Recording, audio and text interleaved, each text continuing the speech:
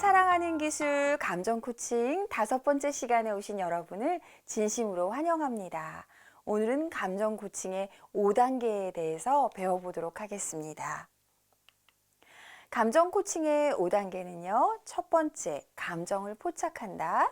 두 번째, 좋은 기회로 여긴다. 세 번째, 감정을 수용하고 경청한다. 네 번째, 감정에 이름을 붙인다. 다섯 번째, 바람직한 행동으로 수정한다 입니다. 자, 그러면 첫 번째 단계부터 들어가 볼까요? 말 못하는 아기도 감정을 표현할까요? 네, 아기도 불편한 감정을 울음으로 표현하죠. 기저귀를 갈아주면 금방 방긋방긋 웃습니다. 엄마가 바쁘거나 아이 울음소리를 듣지 못하면 자지러지게 울기도 하죠. 한참을 달래도 울음을 그치지 않게 되는데요. 감정은 제때제때 읽어주지 않으면 걷잡을 수 없이 증폭되는 것도 또한 감정입니다. 그래서 부모는 아이의 감정을 빨리 알아차리는 것이 중요합니다. 그런데 우리 부모님들은 그렇게 감정을 알아차리려고 애쓰지 않고 아이가 성질을 부린다고 아이가 성격이 망가질까봐 걱정을 하십니다. 언어 구사력이 부족한 아이들은 온몸으로 표현하는 경우가 있는데요. 그래서 행동을 유심히 관찰할 필요가 있습니다. 또 더군다나 성격이 소극적인 아이일수록 주의를 기울여서 살펴봐야 할 때가 있습니다. 아이가 화가 나서 문을 쾅 닫고 들어갈 때 너 어디 버릇없이 이렇게 문을 쾅 닫아? 하고 행동만 나무라게 되면 악순환의 연속이 됩니다. 행동 속에 숨은 감정을 포착하는 것이 감정 코칭의 1단계라고 합니다. 사실 경험해도 좋은 감정과 경험하지 않아야 될 감정은 없습니다. 모든 감정은 소중합니다. 감정을 잘못 처리하는 것이 문제지 감정 그 자체는 어떤 것이든 의미가 있습니다. 두 번째 감정 코칭의 단계인데요. 보통 부모나 교사들은 아이들이 감정에 격해 있으면 대화가 안 되기 때문에 아이의 감정이 어느 정도 진정되면 대화를 하려고 해요. 그런데 가트맨 박사는 감정 코칭은 감정을 격정적으로 보이는 순간에 하는 것이 좋고 강한 감정을 노골적으로 보일 때가 가장 감정 코칭의 적기라고 하였습니다. 그만큼 감정을 격하게 드러낸다는 것은 나 도움이 너무 필요해요. 나 좀 도와주세요. 라고 호소하는 것이기 때문에 그렇습니다. 감정이 격할수록 좋은 기회임을 잊지 마시기 바랍니다. 자, 두 번째, 좋은 기회로 여기기. 이제 이해가 되셨나요? 감정을 포착하고 아이와 친해지고 가르쳐 줄 수 있는 좋은 기회라는 것을 잊지 마시기 바랍니다. 아이와의 본질적인 대화는 이제 3단계부터 시작되는데요. 이때는 공감하는 기술이 필요합니다. 대부분 엄마들은 자녀의 상황과 형편을 너무나 잘 알아서 네가 말하지 않아도 다 알아 이런 식의 메시지를 보내곤 하는데요. 이런 식으로 접근하면 아이는 자신의 감정을 솔직하게 부모에게 이야기하지 않습니다. 사실 이 3단계를 어떻게 진행하는지가 감정 코칭의 성패가 달려 있다고 해도 과언이 아닌데요. 아이의 감정은 어떤 것이든 공감해 주는 것이 좋습니다. 놀다 크게 싸운 아이가 엄마 쟤 너무 미워. 정말 쟤랑 다시는 만나고 싶지 않아. 쟤 확 죽어버렸으면 좋겠어. 그렇게 얘기했을 때 엄마는 갑자기 아니 어디서 친구가 죽었으면 그렇게 버릇없는 말을 해? 하고 우리 아이가 폭력적인 아이로 자라는 것은 아닌가 하고 한 발 두 발 앞서서 이렇게 넘겨짚을 때가 있는데요. 이럴 때 부모님께서는 너 친구가 죽어버렸으면 좋겠다는 생각이 들 정도로 화가 났구나 라고 이렇게 공감해 주시면 이 아이가 자신도 모르는 그런 복합적인 감정을 잘 내려놓고 엄마에게 그 불편한 감정을 조근조근 이야기할 수 있게 됩니다. 감정을 공감할 때는 진지하고 또 진실하게 그 마음을 받아주어야 하는데요. 이럴 때 부모님들이 한 가지 하는 실수가 있어요. 왜 그랬어? 도대체 엄마가 그러지 말라고 했잖아. 왜? 라는 질문을 할 때가 많은데 이런 왜라는 질문은 공감의 맥을 끊어놓기가 쉽습니다. 왜 대신에 어떻게 라고 물어보시기 바랍니다. 아이 짜증나. 왜? 짜증 왜 나는데? 라고 물어보면 몰라. 말 시키지 마. 왜라는 질문은 아이의 말문을 막게 합니다. 엄마가 말 시키면 더 짜증난다니까 하고 이렇게 말할 수 있어요. 무슨 일이 있어서 우리 아들이 짜증이 났을까? 엄마 학교에서 선생님이 숙제를 너무 많이 내주셨거든. 이렇게 아이가 이야기를 이어나갈 수 있도록 부모님께서는 왜라는 말보다 어떻게라는 단어를 한번 써보시기 바랍니다. 이것을 미러링의 효과라고 하는데요. 감정이 격해진 상태에서는 자기 감정을 제대로 인식할 수 없습니다. 더 자기 마음을 과장하거나 축소해서 감정을 표현하게 되는데요. 아이의 마음을 그대로 미러링 해주면 자녀는 그 감정에서 빠져나올 수 있는 힘을 갖게 됩니다.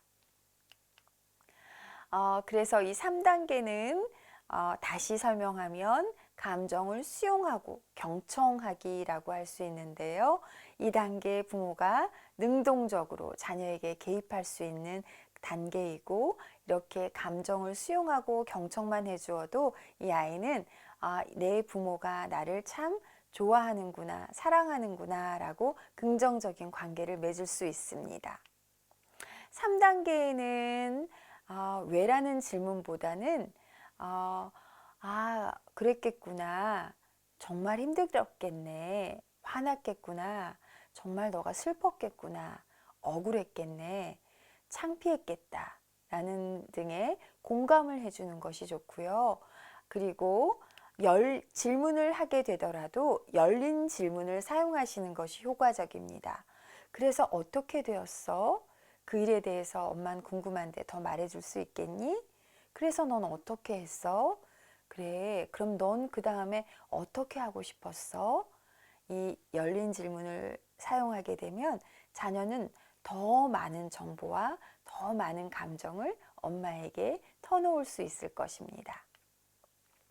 감정을 느끼도록 하는 것은 우뇌의 역할인데요. 이 좌뇌는 그 신호를 어떻게 받아들여야 할지 대응하는 역할을 합니다. 그런데 이 4번째 단계는 그 감정에 이름을 붙여주는 단계인데요. 감정에 이름이 없으면 그 신호가 무엇인지 잘 알아차리기가 힘듭니다. 가트맨 박사는 감정에 이름을 붙여주는 것을 감정이라는 문의 손잡이를 만들어주는 것과 같다라고 이야기했어요. 이 우뇌가 감지한 감정을 언어적으로 처리하는 좌뇌와 연결시키는 것. 여러분, 아주 더럽고 매캐한 냄새가 나는 방에 여러분이 갇혔다고 생각해 보세요. 그 방에 어두컴컴한데 손잡이가 없다면, 그 문에 손잡이가 없다면 그 문을 쉽게 나올 수 있을까요? 그렇지 못하겠죠. 하지만 그 문에 손잡이가 달려 있다면 그 손잡이를 통해서 문을 열고 그 방을 뛰쳐나올 수 있을 거예요. 여러분의 자녀나 여러분이 정말 이 답답하고 억울하고 속상한 감정이라는 소용돌이 속에서 나올 수 있게 하려면 그 느끼고 있는 감정에 이름표를 달아주셔야 되는데요. 너가 지금 속상한 거구나. 너가 지금 억울하다는 이야기구나 하고 그 감정에 대한 명명을 해주시기 바랍니다. 그러면 그 감정을 어떻게 처리할지 생각과 판단이 명료해지고요.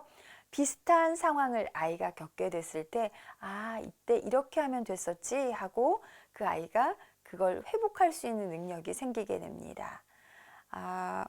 그래서 감정에 이름표를 다는 것은 그래서 중요합니다. 그래서 4단계 감정에 이름을 붙이게 되면요. 아이는 자신의 감정을 보다 더 명료하게 정리할 수 있고 감정을 표현하는 것에도 도움을 주게 되고요.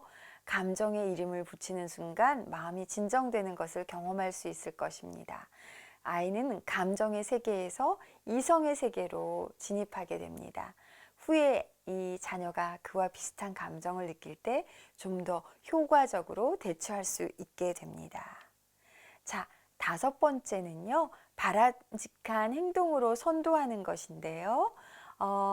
아이의 행동을 선도하기 위해서는 자녀가 원하는 목표가 무엇인지, 그렇다면 그 해결책은 무엇인지, 올바른 가치관을 바탕으로 제안된 해결책을 평가하는 과정이 필요하고요. 또 거기서 그치는 것이 아니라 부모가 줄 수 있는 제안을 또 제시하는 것도 중요합니다. 그리고 이 해결책은 아이에게서, 자녀에게서 스스로 그 해결책을 선택하도록 돕는 것이 진정한 감정 코칭입니다. 아이의 감정은 받아주어야 하지만 행동까지 받아주어서는 안 되는데요. 가령 친구가 만든 블록을 망가뜨려서 속상한 마음은 공감하지만 친구를 때리거나 발로 차는 행동을 허용해서는 안 된다는 것을 가르쳐 주는 것도 중요하고요. 행동의 한계를 그어줄 때 아이는 감정이 아니라 행동이 잘못되었다는 것을 깨닫게 됩니다. 다양한 상황에서 일관되게 적용할 수 있는 원칙을 부모는 제공하는 것이 중요하고요. 그럴 때 남에게 피해를 입히는 행동은 안 돼. 남을 때려서도 안 돼.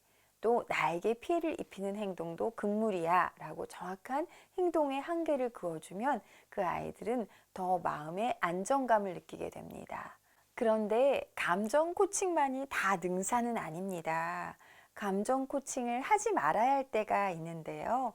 그것은 곧 남이 있을 때, 시간에 쫓길 때, 아이의 안전이 최우선일 때, 감정 코칭을 해야 할 사람이 몹시 흥분했을 때, 그리고 피곤하고 지쳤을 때, 또 부모 자신이 어떤 목적을 달성하려는 의도가 있을 때 감정 코칭을 하게 되면 그건 효과를 거두기가 힘듭니다. 시어머니 앞에서는 감정 코칭하는 것이 효과를 발휘하기 어렵죠. 아이와 단둘이 있는 상황을 만드시는 것이 중요하고요. 감정 코칭을 제대로 하려면 누군가가 같이 있게 되면 관객을 의식하게 돼서 진실한 소통이 어렵게 됩니다. 청중이 있으면 자기도 모르게 그 청중을 의식하게 되어서 진정한 소통을 나눌 수가 없게 되는데요. 외가에 가면 더 떼를 쓰게 된다든지 또 남편이 있게 되면 더 친절하게 말한다든지 하는 경우가 있을 수 있는데요. 그래서 1대1로 있을 때 감정 코칭을 하는 것이 효과적이고요.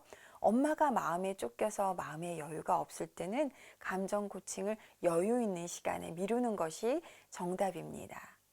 그리고 감정 코칭은 진정성을 담보로 하는데 아이가 거짓된 감정 표현을 할 때 너가 지금 그런 마음이구나 라고 코칭해 주어서는 안 됩니다. 그럴 때는 엄마가 진실하게 엄마가 보기에는 너가 지금 그런 감정을 느끼는 것이 아닌 것 같아 라고 이렇게 물어보고 진정한 감정이 무엇인지 자녀에게 탐색 질문을 하신다면 아이는 그 숨긴 위장된 감정이 아니라 진실된 감정을 털어놓을 수도 있습니다.